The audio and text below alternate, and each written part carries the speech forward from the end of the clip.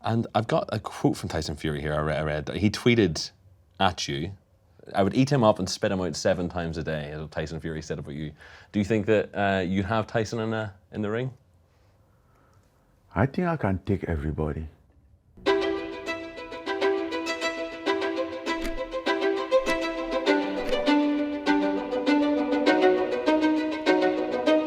Can you tell me, where were you born and what was your childhood like?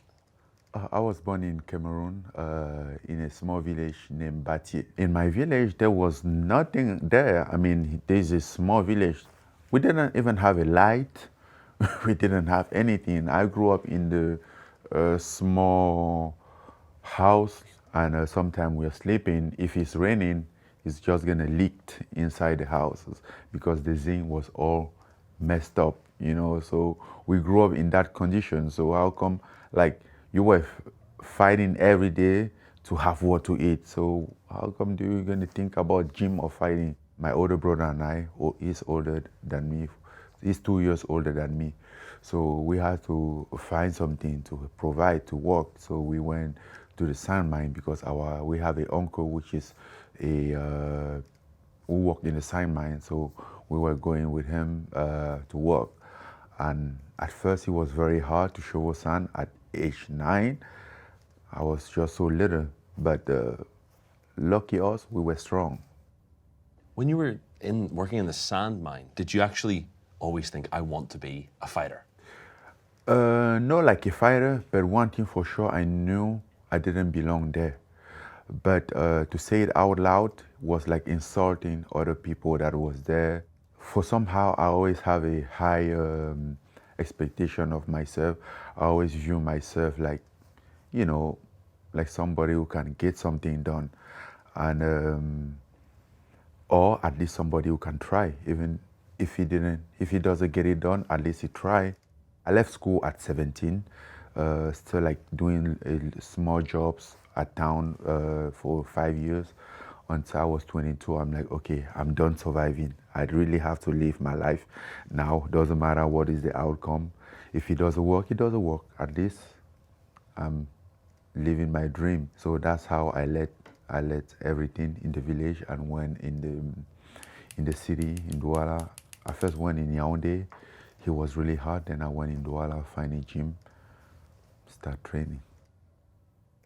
That's quite late to start training, isn't it? It's quite. Oh, that's what everybody says. Oh, I'm like, oh, it's late. Oh, you never take care of yourself. You always sick. You don't go to the hospital. Oh, forget about it. Oh man, I heard everything about it. So, but I was so stubborn. I love it so much that I'm like, I finally had the opportunity to do this. I've been waiting this for like my entire life.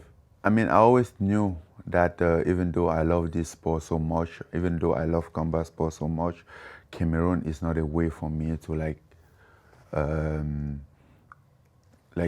shine, you know. So I knew he has to be somewhere else, but where and how to go, you know. I can't afford a visa. I can't afford anything. I can't even afford a plane ticket. So that was the hardest part. But what I do realize was that boxing was was bigger in Europe. I mean, I would have always liked America over, preferably, but Europe was only the continent that you can go from Africa to Europe. The journey you went through is unbelievable. You started from Cameroon, then went into the neighboring... Cameroon, Niger,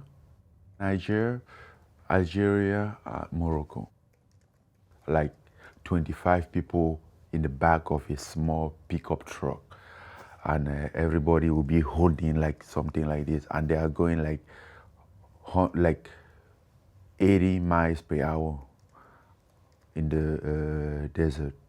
And everybody has to hold on into something because if otherwise you will fall. And if you fall, they are not stopping. So you end up in Morocco, and then from Morocco, you're trying to get into Europe. Yeah. And you had multiple attempts. Multiple attempts. Trying to cross the Mediterranean. Yeah. Even multiple attempts also trying to jump to the fence in Melilla. What would they do to you when they caught you? So usually in the fence, when they cut you in the fence, you get beat up, really beat up. Basically, if you're a big guy, because they just know that for them, they assume that the biggest guy is the leader. In the ocean, when they cut you there, because yes, in the middle of the ocean with your little like inflatable boat, you can do anything. So when they cut you, they will bring you in jail for a couple of days, kind of like send you down until like Ujda, which is like way south, and then from Ujda they will bring you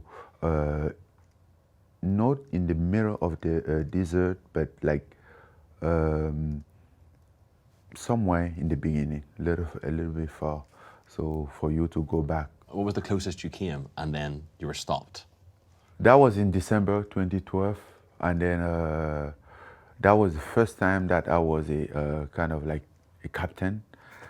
Those kids, they went like convinced their brother to buy a boat and bring it, and I was a captain because I've been there so many times.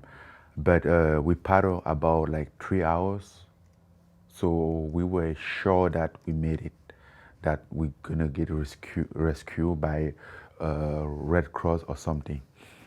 And there wasn't a Coast Guard anymore. There was this ship for Moroccan army. They were going from somewhere, I don't know, big ship. I don't know where they were coming from and where were going to, and they were behind us. They passed us, and then like go ahead, and then turn and come in front of us. So with that big ship in front of you like this, you don't even know where you were going. You don't know where is the south or where is the north. And they called the Coast Guard to come get us. And since I think that was my sixth time. And since that day, I was so upset that I was like, okay, whenever I touch this water, I'm not coming back. I tried 6 times, I failed 6 times. Then the 7th time, I succeeded. Like even when you made it, yes, you made it. You're in a Spain territory, but still, because when you get there, when the Red Cross rescue you, they give you to the police, to the border security, to control. And obviously you have no paper, so they'll kind of like put you in jail, and that's like a torture. They kind of like play with your mind. Have you ever seen those movies that they caught somebody and want to interrogate him and put him in the room like this, put all like white light on him for like 3 days? They didn't do that, but that's how you feel. You feel that pressure. Like, okay, I'm done, guys. If you want to send me back now, but leave me alone, set me free. I can't do this anymore. And we were there for like 2 months. Yep. So you were in Europe, but kind of like, can you please let me go? I mean, I'd rather you bring me back in Morocco and just, you know. And then once you were released from the Spanish jail, you eventually made your way to Paris.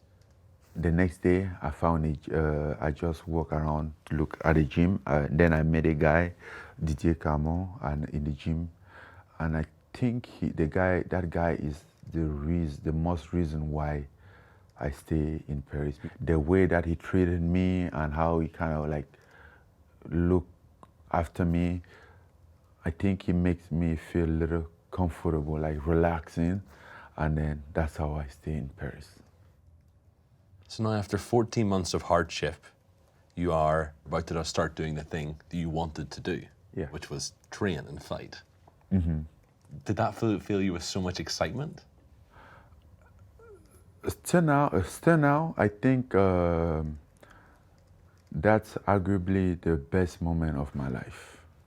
I was so happy, so excited, full of enthusiasm, and people was talking to me, and knowing that I'm sleeping in the street, and they would be like,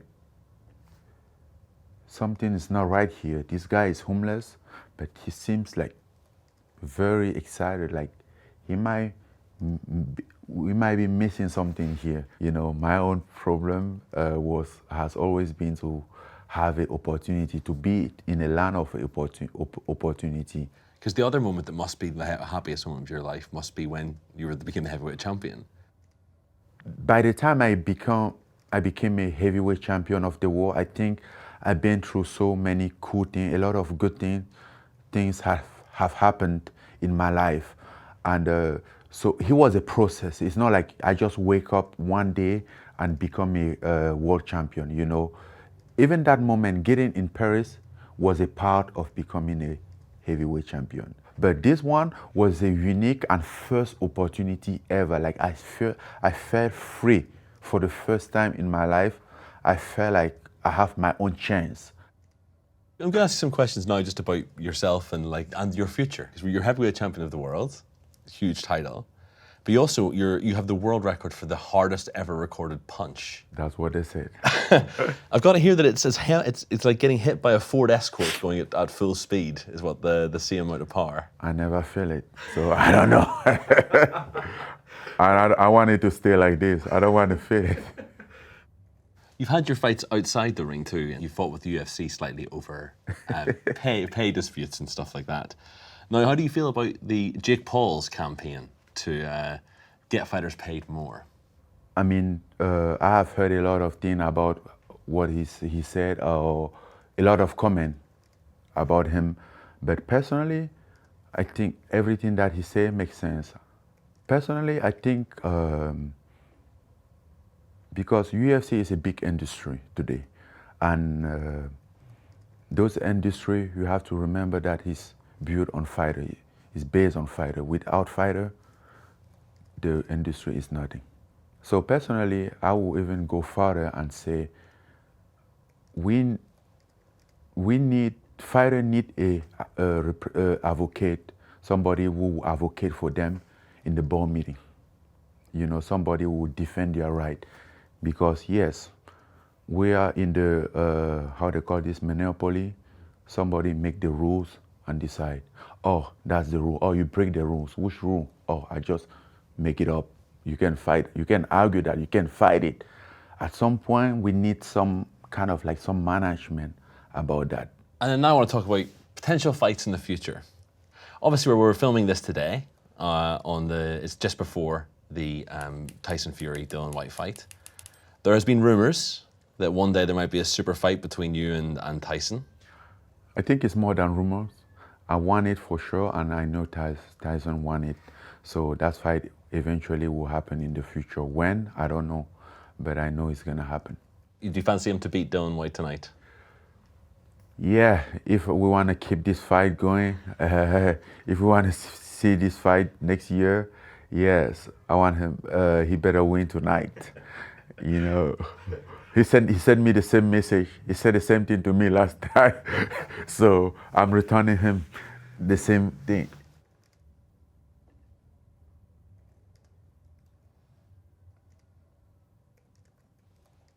And I've got a quote from Tyson Fury here. I read. He tweeted at you, "I would eat him up and spit him out 7 times a day," is what Tyson Fury said about you. Do you think that you have Tyson in the ring? I think I can take everybody. You know, like, even the fact that I'm here, like, we are discussing about things, like something will make sense, you know, it's just a proof that I can make it. He's a great boxer, one of the best ever do it, you know. Personally, I think he's a show guy. He's a good show guy. He like have fun. He's cool. And what I love about him, he's a free man, you know. He speaks free. He lives free, you know. He's not caged. And I like that attitude. 10 years ago, I wasn't in the picture, not even in the corner like a dot, you know. So I have my own chance. Obviously, it's not my comfort zone. It's not, I know that he's expert in that discipline, but man, never count me out. But your family and your village, they must be so proud of what you've achieved. Yeah, they were proud at at some point, you know, basically at the beginning, but with time, he became not for my family anymore. He became for the entire country. You know, my family, they cannot claim me. They cannot say, oh, it's our Francis. They will get beat up. It's Cameroonian Francis. Heavyweight champion, we have seen a lot of heavyweight champion. And after me, there will be a lot of heavyweight champion, you know. And I will just be one of them, one of hundreds or thousands of them, you know. I will not choose to do any of things at all, to go to that route. But I think that's what defined me from my childhood to all the way that I get there. When I think about it, I think that's what make it even, that's the beautiful part of it. My story, my life, that's mine and mine only. That belongs to me. You can never really be true friends after something like that. I just don't think it can ever happen. Maybe if you fought and it was a draw, maybe you could still be friends, but the idea of being friends with someone that has beaten you, it's a hard thing for your head to compute.